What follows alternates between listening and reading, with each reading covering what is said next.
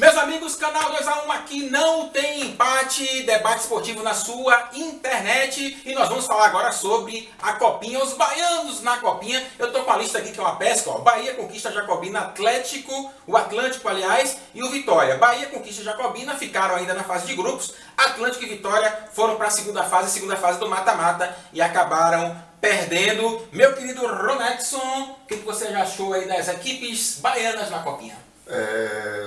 Nós já tivemos baianos na final, né? Como o Bahia recentemente. 2012, né? O Flamengo, né? Perdeu o Flamengo o título, tinha uma equipe boa, o Bahia na época deu trabalho, inclusive, pro Flamengo. Mas os baianos, dessa vez, à exceção do Vitória e Atlântico, sequer conseguiram ter um bom desempenho na primeira fase, né? A Copinha, que para alguns que não leva tão sério, mas a gente sabe que a Copinha, muitos jogadores que hoje, por exemplo, Vinícius Júnior, ele arrebentou na Copinha para estar hoje no Real Madrid, Neymar e outros tantos que a gente já citou no nosso primeiro programa. Então, a gente ficou na torcida para as equipes aqui da Bahia. O Nordeste também agora, a Copa já está numa fase mais adiantada e praticamente todos os clubes do Nordeste já eliminados. Então, o desempenho ruim até aqui das equipes nordestinas e principalmente das equipes baianas que ficaram pelo caminho. Beleza, meu querido Berg, como é que você vê as equipes baianas na Copinha e se isso dita o fracasso para que a divisão de base, por exemplo, No nosso primeiro vídeo, Wendel, que nós gravamos anteriormente, né, já foi inclusive publicado na internet, a gente até fez um comparativo, né, da Copinha com a Copa do Brasil, né, dos times principais, times realmente profissionais. Se assemelha muito, né? A disparidade econômica, disparidade de estrutura, de profissionais, né? Falamos que alguns clubes não têm talvez nem fisioterapeuta para acompanhar os jogadores, né? Não tem médicos para acompanhar, nutricionistas, são os profissionais que os clubes têm em sua estrutura e que são importantíssimos fora de campo. Esses clubes pequenos não detêm, inclusive tem clubes que até passagem de volta não estão tendo, né? Então veja que a disparidade econômica e estrutural no Nordeste acaba dentro de campo repercutindo nessas derrotas, né? Infelizmente os clubes baianos não foram bem, e como o Alex colocou, não só os baianos, mas como o Nordeste, né, como região como um todo, os clubes também não tiveram bom desempenho. E embora também, mesmo sem essa estrutura, em outras competições, em outras edições, tiveram bom desempenho, né? Até porque o Bahia já foi até vice-campeão da Copa em 2012. Recente, não tem muito tempo, né? Então, de certa forma, Berg e Wendel mostra um pouco também, eu acho que se a gente for observar a geração de hoje, de base, de Bahia, Vitória, principalmente Vitória, que na década de 90, por exemplo, o Vitória foi vice-campeão brasileiro com um time recém saído da divisão de base. Então, praticamente foi o time todo, Júnior, Dida, Vampeta, Alex Alves, uma série de jogadores saíram da base, foram para o time de cima e foram vice-campeões brasileiros. Depois, alguns foram para o Cruzeiro, outros para o poderoso Palmeiras na época. Então, a gente tem observado que, por exemplo, Vitória, principalmente, não tem conseguido colocar jogadores sequer no mercado brasileiro. Jogadores como Hulk, por exemplo, como Davi Luiz. Então, o Vitória meio que estagnou. Isso é um risco, porque, por exemplo, a gente vê o Flamengo agora no mercado muito agressivo, mas, ao mesmo tempo, o Flamengo vendeu o Jorge recentemente, o Flamengo vendeu Vinícius Júnior, o Flamengo vendeu o Viseu, que voltou, mas vendeu. E a gente não está vendo o Vitória, que foi um grande exportador de jogador. Então, isso é ruim, principalmente para a equipe que depende dessa venda de atletas. Isso mostra que o principal da divisão de base é revelar jogadores. É ótimo que faz parte do aprendizado jogar uma Copinha, uma Copa São Paulo, um Campeonato Brasileiro Sub-20. Ensina a competitividade, uma preparação, maturação para o jogador chegar ao profissional, né, com mais confiança, né, com mais know-how, né, para poder chegar com mais força. Mas assim, Ronex, a gente percebe que os clubes como um todo, né, no Brasil, têm grandes dificuldade de revelar jogadores com capacidade técnica de chegar na Europa sem as correções que lá são feitas, né? Tive igual o Vinícius Júnior arrebentando no Real Madrid, porém a imprensa já percebeu que ele tem N defeitos, né?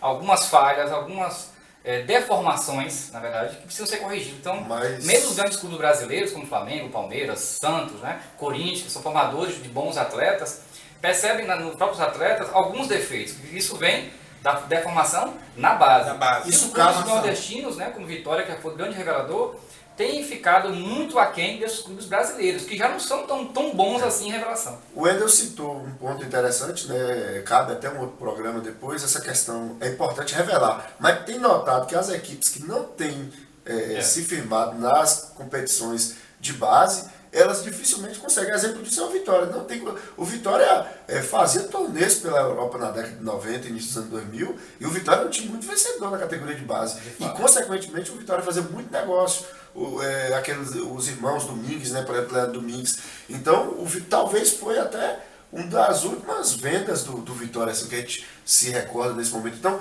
eu acho que hoje está caminhando um pouco disso. Aí você fala, mas o Flamengo, por exemplo, não está tão bem, outras equipes. Mas a gente tem que observar que tem aquela transição. Por exemplo, teve a geração Gabriel Jesus do Palmeiras, ela foi toda para cima. Então hoje o Palmeiras passa por uma renovação, perdeu muitos jogadores para a seleção. A mesma coisa, aquela geração de Vinícius Júnior, de Viseu e outros também já foram. Então hoje está com aquela nova geração que está chegando com 16, 17 anos. Outra coisa que eu observei também, principalmente das equipes menores para as grandes, por exemplo, as equipes grandes com jogadores muito jovens, 16, 17 anos, e as equipes menores com jogadores já estourando a idade, e ainda assim a gente via que há disparidade física, jogadores muito mais jovens ainda sofrendo menos do que aqueles jogadores. E esses jogadores estão com essa idade já quase estourada, né? 18 anos ou mais, chegando aos 20 anos. E quem não subiu ainda para a equipe profissional é porque de fato está faltando alguma coisa de formação. Esse jogador chega a 18 anos, ele normalmente já está pronto ou quase pronto para subir ao time principal. 18 anos, viu, Berg? Eu digo para você que 18 anos ainda, só aquele ponto fora da curva. É um Pelé, é um cara bem preparado, que tem aquele organismo físico mais forte. Porque tem muitos jogadores bons de bola com 18 anos, mas ainda é pequenininho, ainda é leve demais para chegar no profissional. É por isso que muitas vezes eu me lembro de Vinícius Júnior, por exemplo, que a torcida pedia para ser titular, e ele só ia no segundo tempo, ele jogava menos, porque a questão orgânica do organismo do cara, né, 18 anos... Dosagem de energias, para disputar os dois tempos, né, de forma igual. Eu me lembro de Messi também, Messi foi desse jeito. Sim. Quando eu falo ponto fora da curva, Pelé com 17 anos, monstro já era monstro. Diferencial de Pelé. Meus amigos do Pique, rapidinho agora, nós temos clubes que ganham muito na divisão de base, mas não colocam esses jogadores em campo. Por exemplo, São Paulo ganhou Campeonato Brasileiro Sub-17, Sub-20, a Copinha. São Paulo ganha tudo. Mas você não vê isso na divisão de base. No Pique, o que você acha um problema? Não, talvez o problema ou não. O São Paulo, se você observar o ano 2017, por exemplo, 18, o São Paulo, por exemplo, agora a gente assistindo a Florida Cup, aquele David Neres mesmo arrebentando, jogando na Ajax, é titular absoluto. E outros jogadores, eu poderia citar aqui 20 do São Paulo. O São Paulo agora recentemente teve o terceiro goleiro de 20 anos, foi para Premier League, ou seja, o São Paulo, o grande problema é que o São Paulo não está, ele que não está usando, mas os gigantes europeus estão buscando e esses jogadores estão jogando lá fora. Então a base do São Paulo, Cotia, tem produzido muito bons jogadores. O problema, na verdade, é interno. O São Paulo está preferindo trazer jogadores já maduros para tentar fazer frente a Palmeiras, às outras equipes, mas a base do São Paulo é boa e ganhou porque era boa, e isso prova porque na Europa vários jogadores de São Paulo estão indo para a Europa e ficando, diferente de outros atletas que estão indo e voltando, que é até um programa que a gente pode fazer depois aqui no 2x1, porque tem muito jogador indo e não ficando sequer uma temporada da Europa. O caso de São Paulo, né, que é um agravante para o clube já há muito tempo que não consegue ganhar, né, títulos importantes, então aquela pressa de pegar jogadores já renomados, já tarimbados no mercado, para não apostar, entre aspas, num jogador mais jovem que vem da base. Então